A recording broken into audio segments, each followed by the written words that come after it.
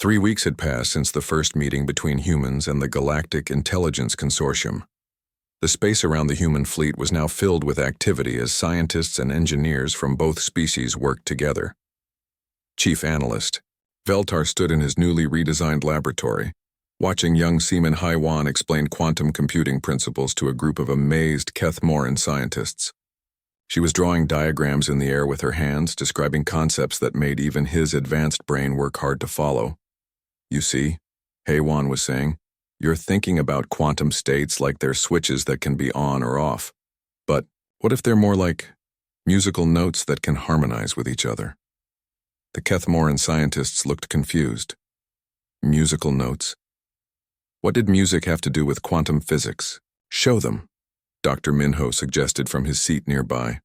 Haiwan pulled out a small device that looked like a toy. It was covered in colorful lights and made soft beeping sounds. "This is a quantum processor I built last week. It uses harmonic resonance instead of binary logic." She activated the device and it began solving mathematical problems that would normally take the alien computers hours to complete. But it finished them in seconds, and it did so while playing a pleasant melody. "Impossible," whispered one of the Kethmoran scientists. "Quantum processors can't work that way." "This one does," Haiwan said cheerfully. "I got the idea from listening to music while I was working. Different frequencies can work together instead of fighting each other." Veltar shook his head in amazement. The young human had just revolutionized quantum computing theory in the time most people took to eat lunch, and she had done it by thinking about music.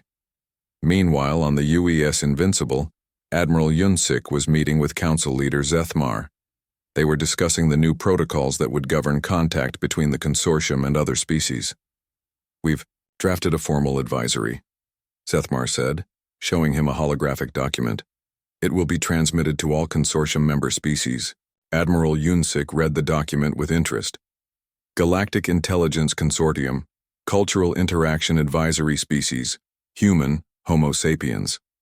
Classification, Extreme Intelligence Level. Technological Assessment, Advanced, Unpredictable Threat Level. Severe if provoked recommendation. Standard cognitive assessment protocols are not advised when encountering human vessels. This species demonstrates technological capabilities that exceed current consortium understanding. Humans appear to interpret assessment attempts as hostile actions and respond with disproportionate defensive measures. All contact with human vessels should be conducted through standard diplomatic channels only. Do not attempt to probe, scan, or assess human technology without explicit permission. Note: humans have shown willingness to engage in peaceful cultural exchange when approached as equals. They possess advanced capabilities that could benefit consortium science if proper diplomatic protocols are observed. This is the first time we've ever issued a warning about a species' intelligence level," Zethmar explained. "Usually we're warning about their aggression or their weapons. And now we're warning about their minds." Captain Tejo entered the room carrying a data pad with the latest reports. "Admiral, we've completed our analysis of consortium technology. Dr. Minho thinks you should see this." Admiral Yunsik looked at the report. "What am I looking at?" "Efficiency ratings for all the alien ships we've scanned. Their technology is incredibly advanced, but it's also incredibly wasteful. They use 10 times more energy than they need to for most operations." "Why?" "Because they've never had to worry about resource limitations," Dr. Minho said, joining the conversation. "When you're the most advanced species in the galaxy, you don't have to be efficient. You just build bigger reactors." Zethmar looked interested. "You're saying human technology is more efficient?" "Much more efficient. We've had to be. Humans have always been resource limited, so we learn to do more with less. Could you teach us these methods?" Admiral Yunsik smiled.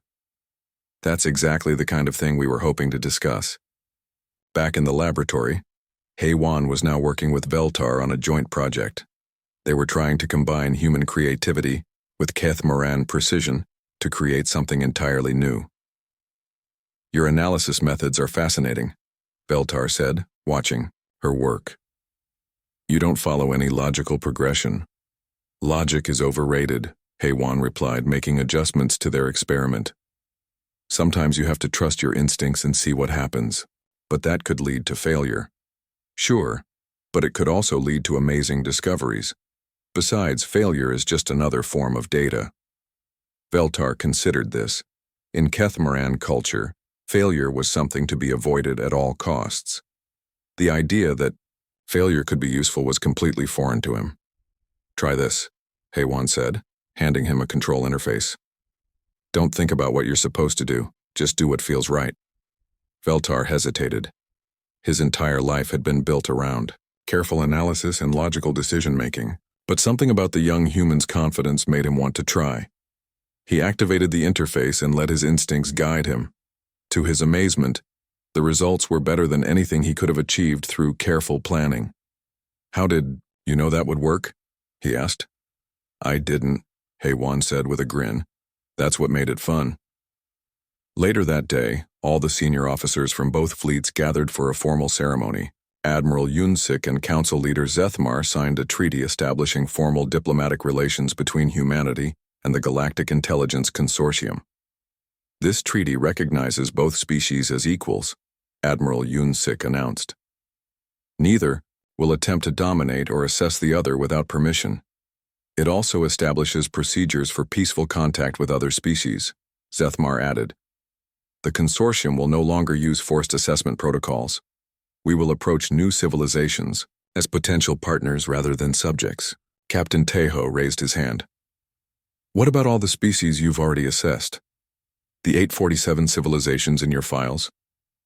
Zethmar looked uncomfortable. "We're reconsidering our relationships with them.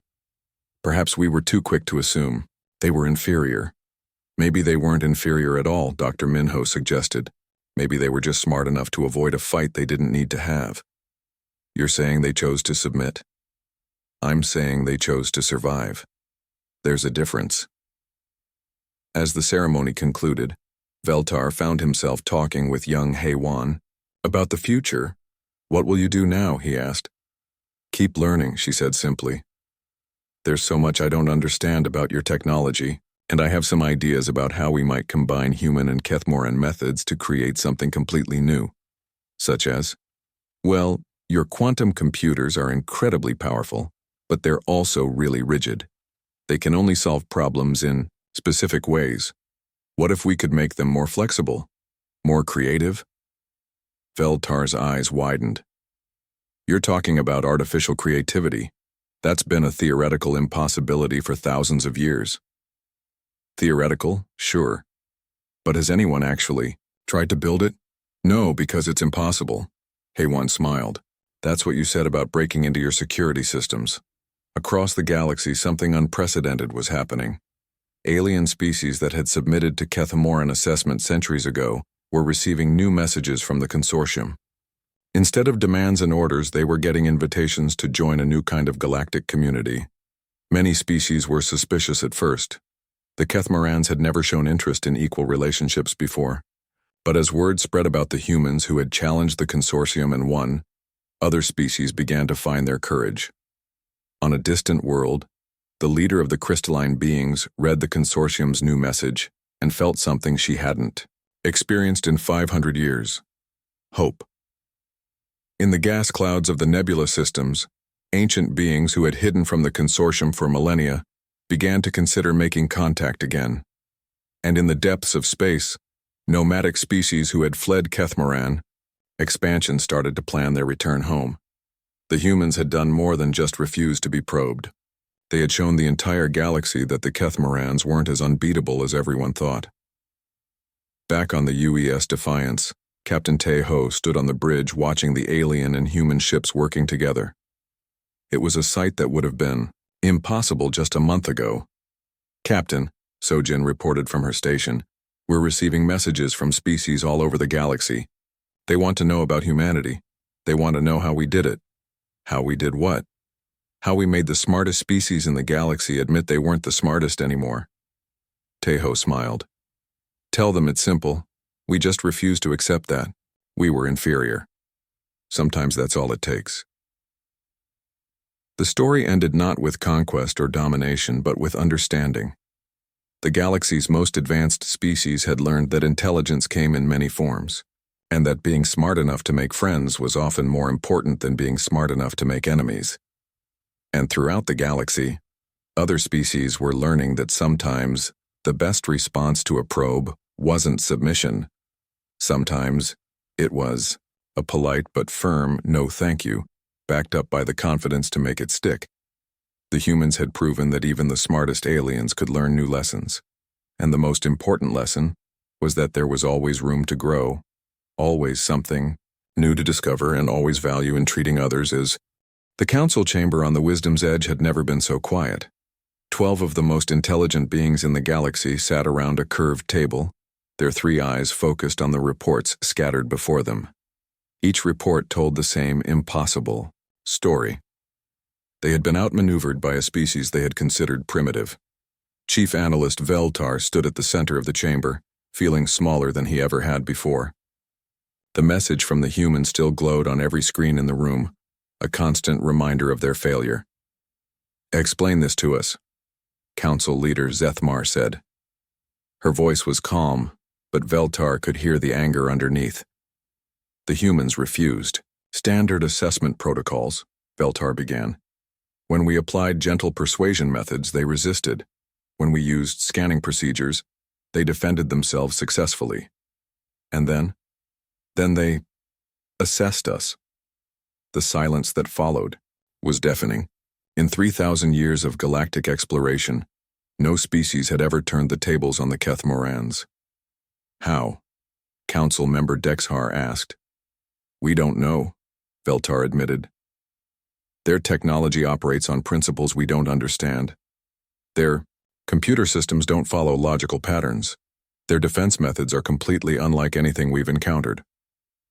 Council Leader Zethmar activated a holographic display showing the human fleet. "These ships look primitive compared to ours." "That's what we thought too," Veltar said quietly, "but appearances can be deceiving." At that moment, a new message appeared on all the screens. "We would like to send a representative to speak with your council.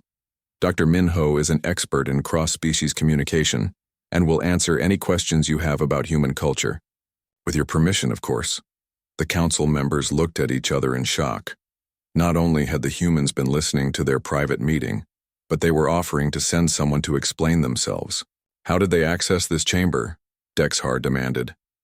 "This room is completely isolated from our main computer networks." "Apparently not as isolated as we thought," Veltar said. Council Leader Zethmar made a decision. "Tell them they may send their representative, but he will be scanned and monitored at all times." "Yes, Council Leader." An hour later, Dr. Minho materialized on the transport pad of the Wisdom's Edge. He was a middle-aged human with gray hair and kind eyes. He looked around at the alien technology with obvious interest, rather than fear. "Fascinating," he said, to himself. "The energy patterns in your transport system are completely different from ours." Veltar, who had come to escort the human, was surprised by this reaction. Most species were nervous when visiting Kethmoran ships for the first time. Dr. Minho acted like he was on a pleasant sightseeing tour. "This way," Veltar said, leading him through the corridors. As they walked, Dr. Minho examined everything around him. "Your architecture is beautiful," he commented. "Very efficient. You've eliminated all unnecessary elements." "Efficiency is important to us," Veltar replied. "I can see that. Humans tend to be more chaotic in our designs. We like things that aren't strictly necessary. Art, decoration, little personal touches. It drives our engineers crazy sometimes." They reached the council chamber, where the 12 most powerful Kethmorans in the galaxy waited. Dr. Minho looked around the room with genuine appreciation. "This is impressive," he said. "The acoustic design must make communication very clear." Council Leader Zethmar studied the human carefully. "You are not what we expected." "What did you expect?" "Fear, submission, recognition of our superiority." Dr. Minho nodded thoughtfully. "I understand why you would expect that. From what we've learned, most species you encounter react that way." But not humans. No, not humans. We're different. Explain, Dexhar commanded. Dr. Minho smiled and sat down in the chair they provided. May I ask you a question first? In all your encounters with other species, how many have ever challenged you? None, Zethmar answered immediately. None have ever fought back? A few tried, but they were easily defeated. And none have ever matched your technology? Of course not. We are the most advanced species in the galaxy. Dr. Minho was quiet for a moment. With respect, Council Leader, I think that might be part of the problem. What do you mean? You've been so successful for so long that you've stopped growing. Every species you meet either surrenders immediately or gets crushed quickly. You never have to adapt or innovate. You just use the same methods that have always worked. Veltar felt uncomfortable. Are you saying we've become stagnant? Not stagnant, but maybe too specialized. Your technology is incredibly advanced, but it's designed to work against enemies who think like you do. When you encounter someone who thinks differently, like humans, Zethmar said. Like humans, Dr. Minho agreed. We don't think like you. We don't build like you. We don't fight like you. And that makes us unpredictable. Your young technician who penetrated our systems, Dexhar said. How is she able to do what our experts cannot? Dr. Minho laughed. Hey, one. She's 19 years old and she learned computer programming by playing games. She doesn't follow rules because she doesn't know what the rules are supposed to be. She just tries things to see what happens. That sounds inefficient. It is inefficient. It's also creative. Sometimes the inefficient approach finds solutions that the efficient approach misses. Council Leader Zethmar leaned forward. You're saying that your lack of organization is actually an advantage? Sometimes. Look, your species has mastered logic and efficiency. You can solve any problem that has a clear, rational solution. But humans specialize in problems that don't have clear solutions. We're good at chaos. Meanwhile, back on the UES, Defiance, Lieutenant Commander Boram was reporting to Captain Tejo. Sir, our passive scans have mapped the entire alien fleet. Their ships are powerful, but their weapon systems are all networked together. If we could access their main computer core, we could control their entire fleet. Tejo finished. Yes, sir, and Heywan thinks she can do it. Can she do it without causing permanent damage? She says yes. She's been very careful not to hurt anything so far. Captain Tejo thought about this. The humans now had the ability to take control of the most advanced alien fleet in the galaxy, but they were choosing not to use that power. On the alien ship, Dr. Minho was explaining human psychology to the increasingly fascinated council. The thing about humans, he said, is that we don't like being told what to do, even when it's for our own good, even when the person giving orders is smarter than we are. We have this stubborn streak that makes us want to figure things out, for ourselves. But that must lead to many mistakes, Veltar said. Oh, it does. We make terrible mistakes all the time. But we also make amazing discoveries. Some of our best inventions came from people who didn't know that what they were trying to do was impossible. Like your young technician breaking into our systems? Exactly. Heywan didn't know that Keth Moran security was supposed to be unbreakable, so she just treated it like another puzzle to solve. Council Leader Zethmar was quiet for a long time. Then she asked, What do humans want from us? The same thing you want from us, I think. To learn, to understand, to maybe become friends. Friends. You've been alone at the top for a long time, Dr. Minho said gently. It must be lonely being the smartest species in the galaxy. Maybe it would be nice to have someone to talk to as equals. For the first time in his life, Veltar realized that Dr. Minho was right. The Kethmorans had been alone for so long that they had forgotten what it was like to have peers. What would you propose? Zethmar asked. A cultural exchange. We share our knowledge, you share yours. We learn from each other. No assessments, no domination, just friendship. The council members looked at each other.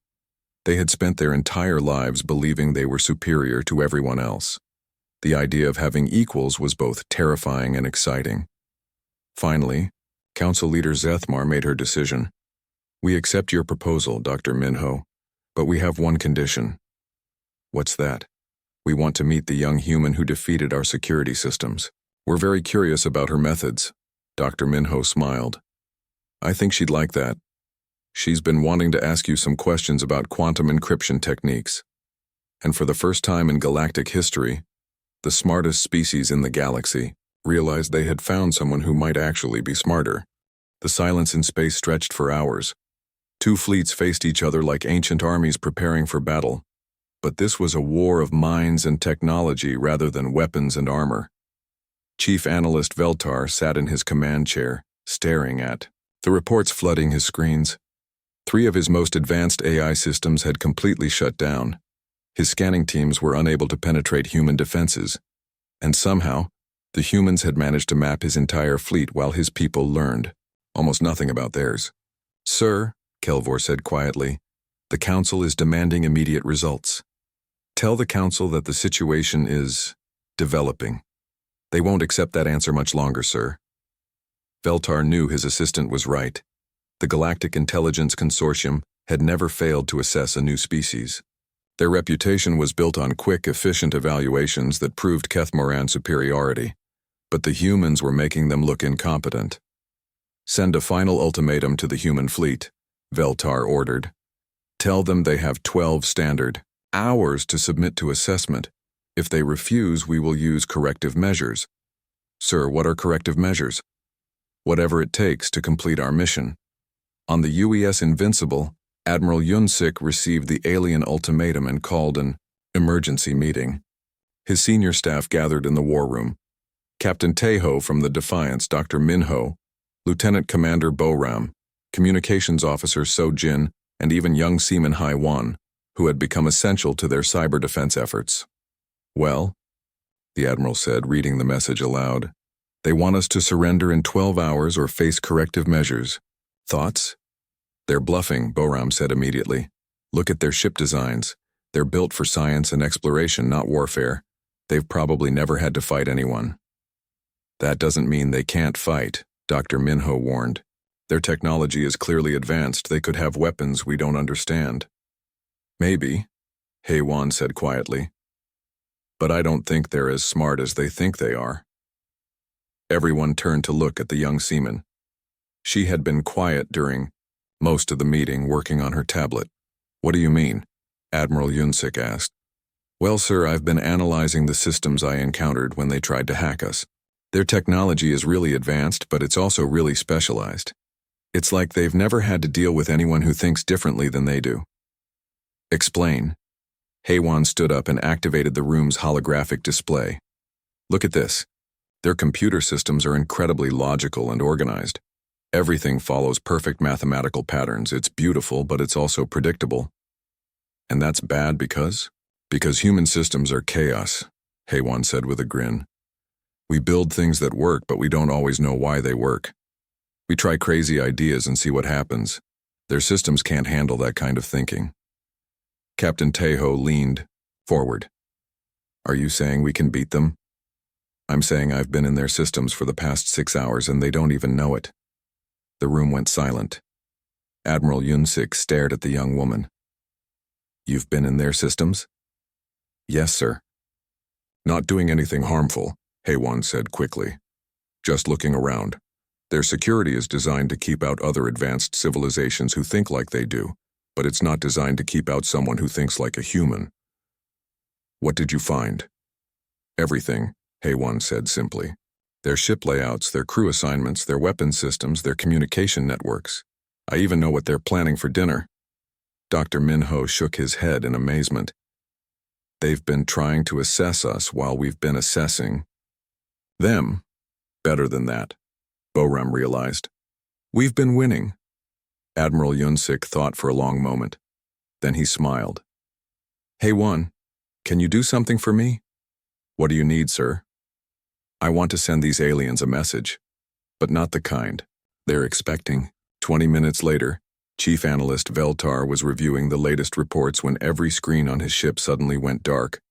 For a moment, he thought they had lost power. Then new text appeared on every display throughout the Wisdom's Edge. The Message was written in perfect Kethmoran script. Hello. We've been in your systems for 6 hours now. Please reconsider your approach. The management Veltar jumped up from his chair. How is this possible? Sir, Kelvor said, his voice shaking. The message is appearing on every ship in the fleet.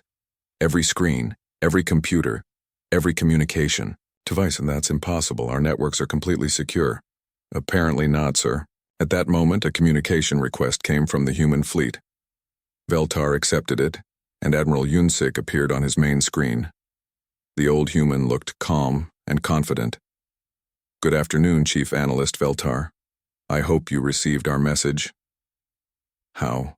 Did you penetrate our systems? Veltar demanded. The same way you tried to penetrate ours.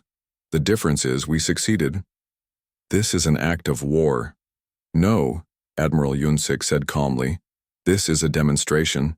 We haven't damaged anything or stolen any secrets. We've simply shown you that human technology is more capable than you assumed. Veltar felt his confidence cracking. What do you want? To talk. Like civilized beings. We don't want to fight you, and we don't want to be your test subjects. We want to understand each other. The consortium doesn't negotiate with primitive species. Admiral Yunsik smiled. Chief Analyst, with respect, which of us looks primitive? Right now, your systems are completely compromised while ours remain secure. Your AI units have shut down while ours are functioning perfectly. You couldn't scan our ships, but we've mapped your entire fleet. Veltar looked around his command center. Every screen still showed the human message. His technicians were working frantically to regain control of their own systems, but nothing they tried was working. You're just one species, Veltar said desperately. The consortium represents hundreds of advanced civilizations. Really? Admiral Yunsik said. Or does the consortium represent hundreds of civilizations that were smart enough not to fight? You? The words hit Veltar like a physical blow. He had never considered that possibility. The Kethmorans had always assumed that other species submitted because they recognized Kethmoran superiority. But maybe they had just recognized that resistance was futile. Until now. What are your terms? Veltar asked quietly. Simple. We agree to meet and exchange information as equals. No assessments, no probing, no corrective measures, just two civilizations learning about each other. And if I refuse? On his screen, Admiral Yunsik's expression didn't change. But somehow, his next words carried more weight than any threat. Chief Analyst, you've seen what one young human can do to your systems when she's being careful not to cause damage. Do you really want to find out what she can do if we stop being careful? Veltar looked at his instruments again. The human message was still on every screen. His most advanced systems were still compromised, and somewhere out there, a young human was casually controlling technology that the Kethmorans couldn't even understand, let alone counter. For the first time in his long life, Chief Analyst Veltar was completely, utterly outmatched. I need to consult with the council, he said. Of course, take all the time you need, we'll wait. The communication ended, leaving Veltar alone with his thoughts and the human message that continued to display on every screen. The message that proved humans could reach into the heart of Kethmoran technology whenever they wanted. He realized that the humans weren't refusing assessment because they were primitive or stubborn. They were refusing because they didn't need it. They had already figured out everything they needed to know about the Kethmorans, and they had done it while being polite about it. The question now was whether the consortium would be smart enough to recognize when they had been beaten by a superior opponent. For the first time in galactic history, that opponent was human. Veltar paced back and forth in his command center, his three eyes blinking rapidly. This was not going according to plan. In all his years of studying other species, he had never encountered resistance like this. Sir, Kelvor said nervously, the council is demanding an explanation. They want to know why the assessment is taking so long. Veltar stopped pacing. The Council of Minds was made up of the most intelligent Kethmorans in the galaxy. They expected quick results, and they didn't like surprises. Tell the council that we're dealing with an unusual species. They require special handling. What kind of special handling? Veltar looked at the screen showing the human fleet. The ships hung in space like sleeping predators, waiting for something to happen. "Activate the deep scanning protocols," he ordered. Kelvor's eyes widened. "Sir, those protocols are usually reserved for hostile species. The humans are not hostile yet, but they are certainly uncooperative. We need to understand their technology and capabilities before we can properly assess their intelligence." "Yes, sir." On the UES Defiance, Lieutenant Commander Boram was watching her instruments when new alarms started sounding. "Captain," she called out, "the aliens are scanning us with much more powerful beams. They're trying to look inside our ship." Captain Tejo moved to her station. "What are they scanning for?" "Everything. Our weapons, our computers, our crew, quarters, even our food storage. It's like they're trying to map every detail of the ship." "Can they get through our defenses?" Boram studied her screens. "Some of it, yes, but they're not getting everything. Our security systems are holding." What the aliens didn't know was that human security systems were very different from what they expected. Most species built their defenses like walls, strong barriers that kept intruders out. But humans built their defenses like mazes, complex systems that confused and trapped anyone who tried to break in. At her station, Seaman Haiwan was watching the alien scanning attempts with great interest. Every time the aliens tried to access a human computer system, they hit layers of security that made no sense to them. "This is fascinating," she whispered to herself. The alien scans were incredibly advanced, but they were designed to work against logical, organized systems. Human computers were neither logical nor organized. They were built by creative minds that thought in random directions. "Captain," Haywan said quietly, "I think I can do something about these scans." "What do you mean?" "Well, they're trying to hack into our systems, right? But they don't understand how our systems work. I could show them." "Show them what?"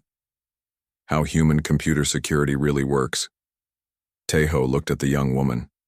She was barely out of training, but she had a reputation for understanding computers better than anyone else on the ship. "What exactly are you planning to do?" "Nothing harmful," Haiwan said quickly. "I just want to give them a little demonstration. Show them that human technology isn't as simple as they think." "Do it," Tejo decided. "But be careful." Haiwan's fingers flew over her keyboard. She wasn't trying to attack the alien ship. That would be an act of war.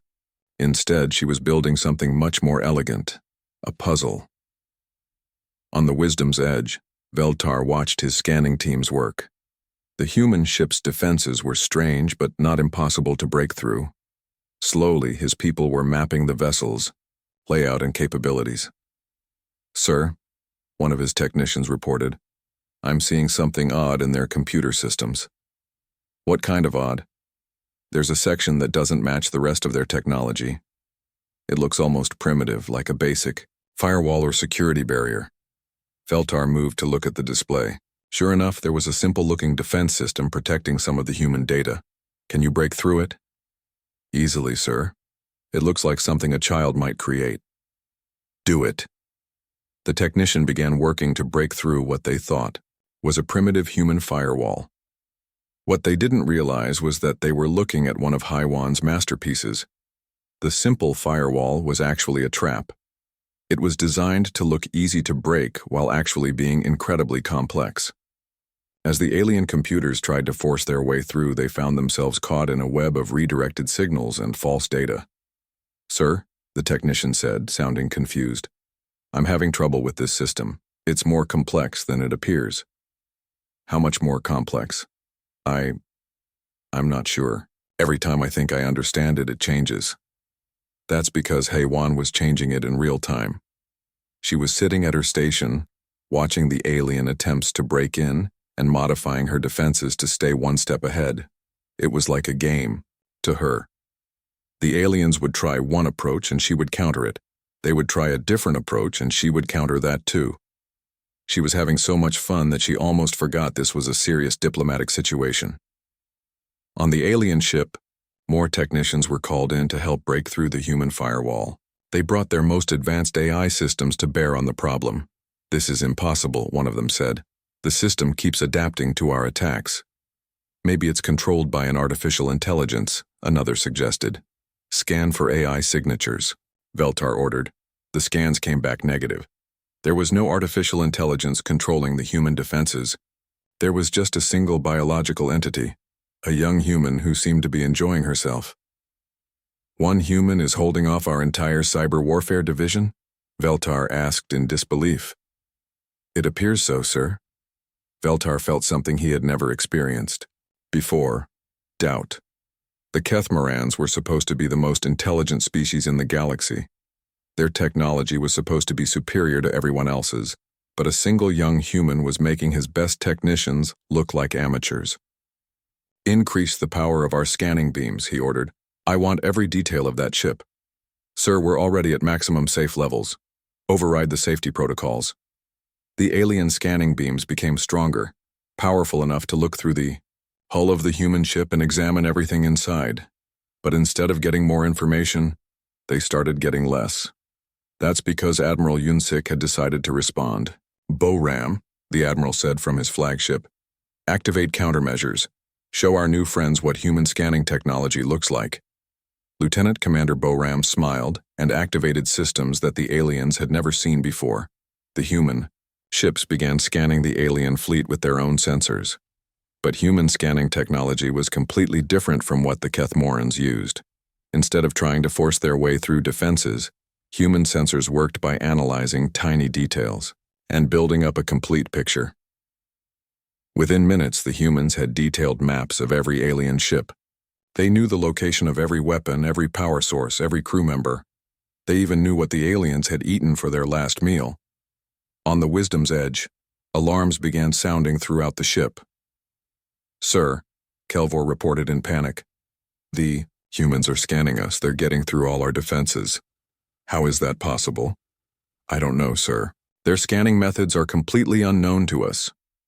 Veltar looked at his instruments and felt true fear for the first time in his life. The humans had gone from defending themselves to taking the offensive, and they were doing it with technology that the Kethmorans couldn't understand or counter. Sir, another technician reported, our AI systems are starting to fail. The ones we used to attack their firewall are shutting down. Why? Unknown, sir. They just stopped working. What they didn't know was that Haiwan's firewall had been more than just a defense. It had been learning about alien computer systems while it fought them off, and now it was sharing that information with every human ship in the fleet. The humans had studied the alien technology for hours, learned how it worked, and figured out how to turn it against itself. Captain Tejo received a message from Admiral Yunsik. Prepare to send our response. The captain nodded to Sojin, who opened a communication channel to the alien fleet. Wisdom's Edge, this is Admiral Yunsik of the United Earth Forces. We've completed our assessment of your capabilities. We suggest we all take a step back and discuss this situation like civilized beings. Veltar stared at the message, his advanced brain struggling to process what had just happened. The humans hadn't just defended themselves, they had turned the tables completely. They had assessed the Kethmarans while pretending to be assessed themselves, and now they were offering to talk, as if they were the ones in control of the situation. For the first time in Kethmaran history, Veltar was beginning to think that maybe they weren't the smartest species in the galaxy after all.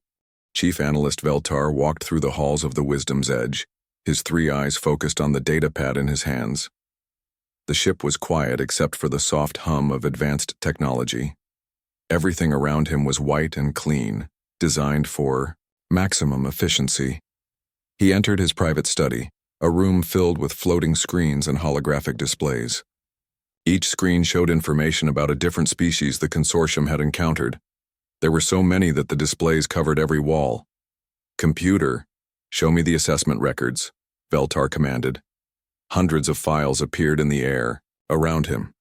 Each one represented a different alien race. The Zephyrians, who could control electricity but surrendered after seeing Kethmaran power. The crystalline beings, who lived for thousands of years but still bowed to Kethmaran intelligence. The gas dwellers, who could travel through space without ships but agreed to testing within minutes.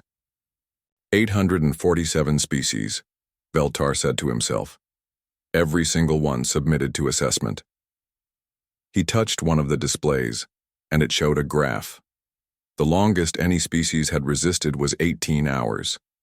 Most gave in within 6 hours. Many surrendered immediately, but the humans had been refusing for 8 hours now. This was completely outside normal patterns. Veltar's assistant, Kelvor, entered the room. Chief Analyst, the Council is asking for an update. Tell them I'm reviewing the data. The humans are unusual. Unusual how, sir? Veltar pointed to the displays around them. Look at these records. Every species we've met has recognized our superiority quickly. They understand that resistance is pointless. But not the humans. No. They're acting like they think they can negotiate with us as if they're our equals. Kelvor's small eyes widened. No species had ever thought they were equal to the Kethmorans. The idea seemed impossible.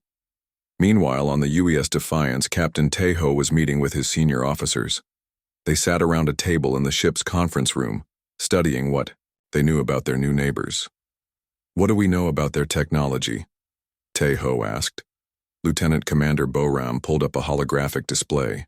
Their ships are definitely advanced. The materials they use are unlike anything we've seen, but their designs are strange. Everything is built for efficiency, not durability. What does that mean? It means they've never had to fight anyone. Who could really hurt them? Dr. Minho said. Look at our ships compared to theirs. Ours are built like tanks, theirs are built like race cars. So Jin nodded from her seat.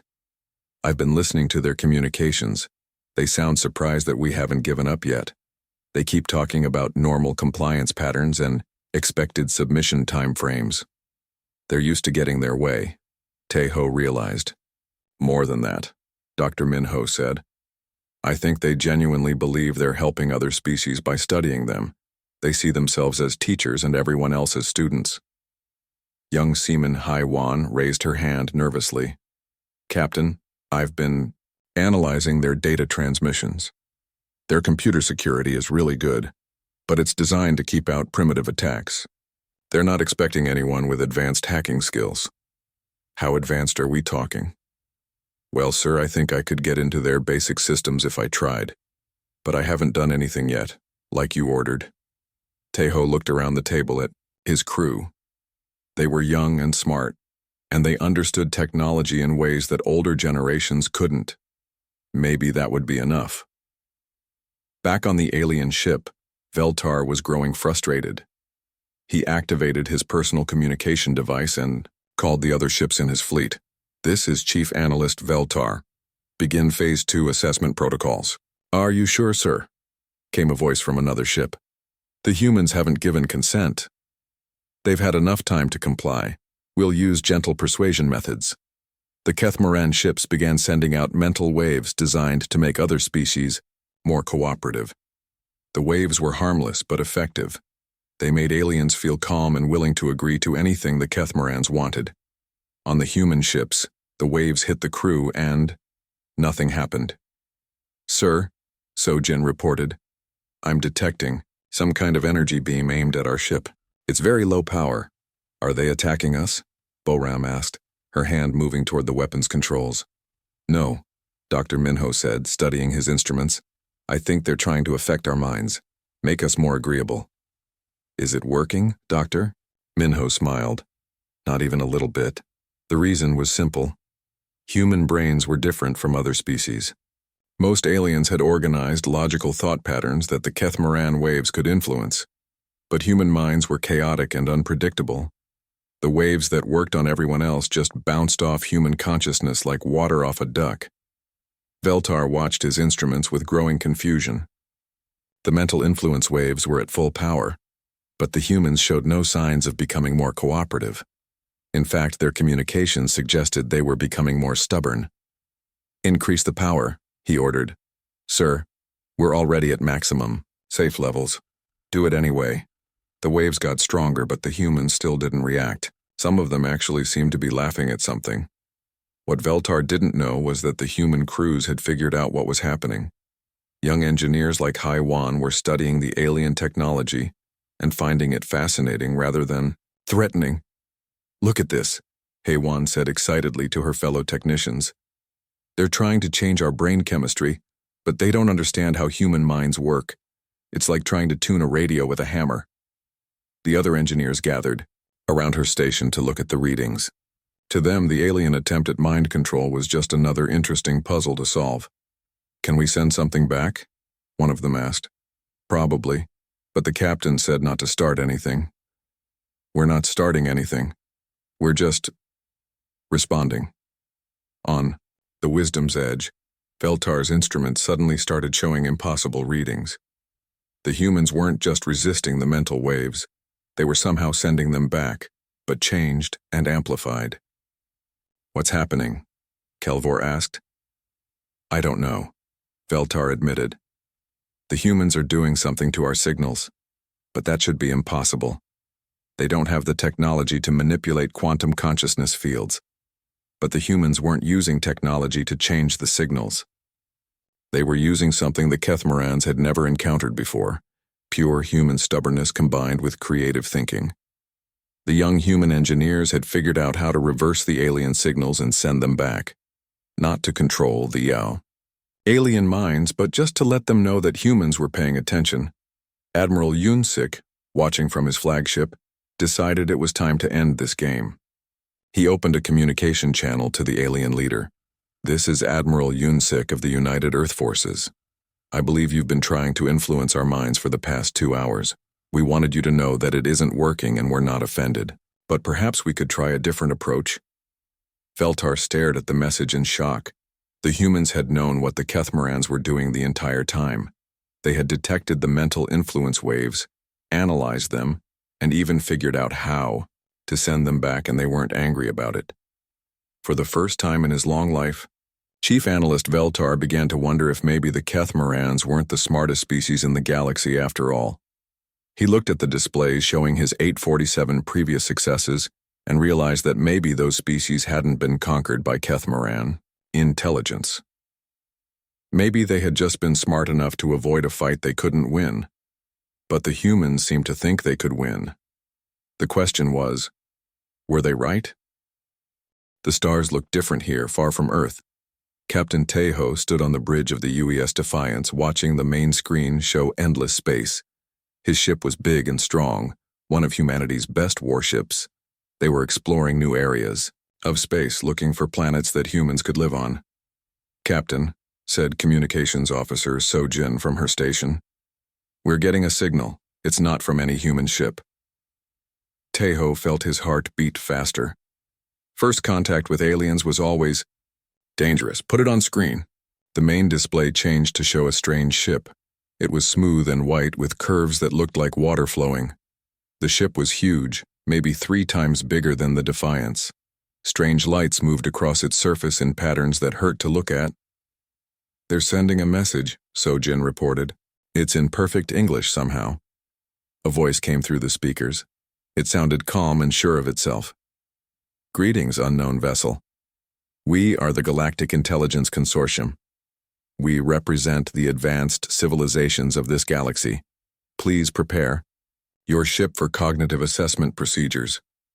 Tejo looked at his crew. They all knew what this meant. The aliens wanted to study human minds.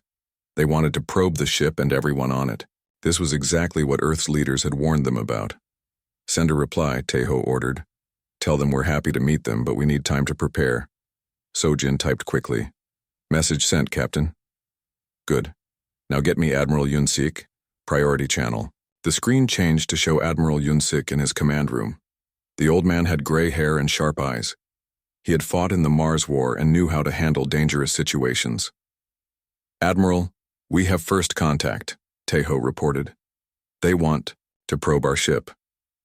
Yunsik nodded slowly. I see. How many ships do they have? Long-range sensors show at least 12 ships, sir. They're big and look very advanced. Understood. Follow Protocol 7. Be polite, but don't let them on our ship. I'm sending the fleet to your position. Yes, sir. The connection ended. Tejo turned to his tactical officer, Lieutenant Commander Boram. She was young but smart, and she knew weapons better than anyone. Boram, quietly bring all systems to yellow alert. Don't make it obvious. Already done, Captain, she said, with a small smile. Our weapons are ready, but they look like they're still powered down.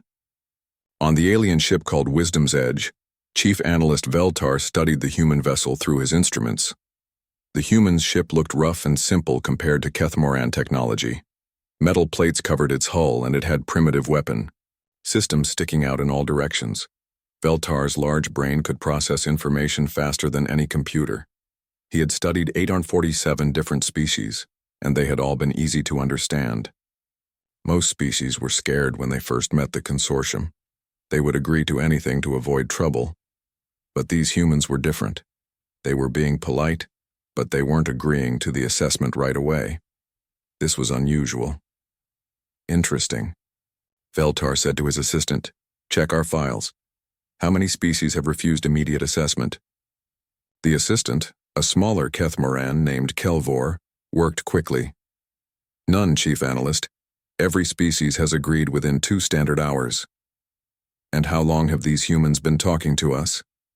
4 hours, sir." Veltar's 3 eyes blinked in, surprise. 4 hours? What are they waiting for? Back on the Defiance, Dr. Minho arrived on the bridge. He was the ship's expert on alien minds and behavior. He studied the alien ship on the screen and shook his head. "They think we're stupid," he said simply. "What makes you say that?" Tejo asked. "Look at their message.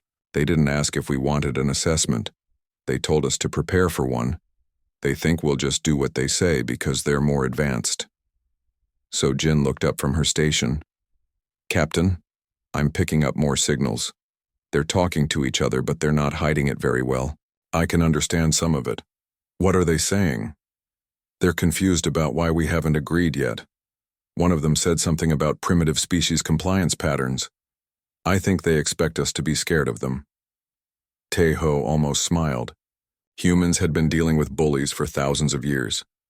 These aliens might be smart, but they didn't understand people very well. "So Jin, send another message. Tell them we're honored by their interest, but our protocols require us to wait for our leaders to arrive." "Sending now, Captain." On the Wisdom's Edge, Veltar received the message and felt something he rarely experienced. Confusion. His brain could solve mathematical problems that would take other species years to understand. He could predict what most aliens would do in any situation. But these humans were not following any pattern he knew. "They want to wait for their leaders?" He said out loud. "Most species surrender their leaders to us for assessment first." Kelvor checked his instruments. "Sir, I'm detecting more human ships approaching. 7 vessels. They'll be here in 6 hours." Veltar's confidence returned. "Good. When their leaders arrive, we can assess them all at once. This delay might actually be helpful." But he didn't know that Admiral Yunsik wasn't coming to surrender. The old admiral was coming with Earth's newest and most powerful warships. Each one carried weapons and technology that the aliens had never seen before. As the hours passed, the tension grew. The aliens waited patiently, sure that the humans would eventually give in. They had always been the smartest species in the galaxy. Every other race had admitted this quickly. The humans waited too, but for different reasons. They were buying time and studying their new neighbors. Seaman Haiwan, a young tech specialist, was working quietly at her station. She was only 19 years old, but she could hack into almost any computer system. "Captain," Haiwan said softly, "I'm picking up data transmissions from their ship. Their security isn't as good as they think it is." "What kind of data?" "Information about other species they've met. Looks like they've been doing this for a long time.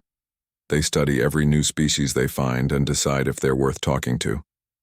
Tejo felt anger rise in his chest. These aliens treated other intelligent beings like lab animals. They thought they could just take whatever they wanted from anyone they met. "Keep monitoring, Haiwan. Don't do anything that might start a fight, but learn everything you can." "Yes, sir." The hours crawled by. Both sides watched each other and waited. The aliens were getting impatient. They weren't used to species that didn't immediately obey them. The humans were getting ready for whatever came next. Finally, Admiral Lee. Yunsik's fleet arrived. 7 human warships dropped out of hyperspace and formed a protective formation around the Defiance. The ships were sleek and dangerous, with weapons that could destroy planets. Veltar studied the new arrivals with growing interest. These ships were more advanced than the first one. Their technology was strange and hard to understand, but he was still confident that Kethmoran's science was superior. "Send the standard message to their leader," he ordered. Admiral Yunsik received the message on his flagship, the UES Invincible. It was the same polite demand for assessment that they had sent to Tejo. The old admiral read it carefully and then smiled. "Send a reply," he told his communications officer. "Tell them we appreciate their scientific interest, but humans don't participate in involuntary studies. Suggest we meet and talk instead." The message reached Veltar, and for the first time in his long life, he felt truly surprised. No species had ever refused assessment. No species had ever suggested talking as equals. He stared at the human fleet on his screen and realized that maybe, just maybe, he had underestimated these strange new aliens.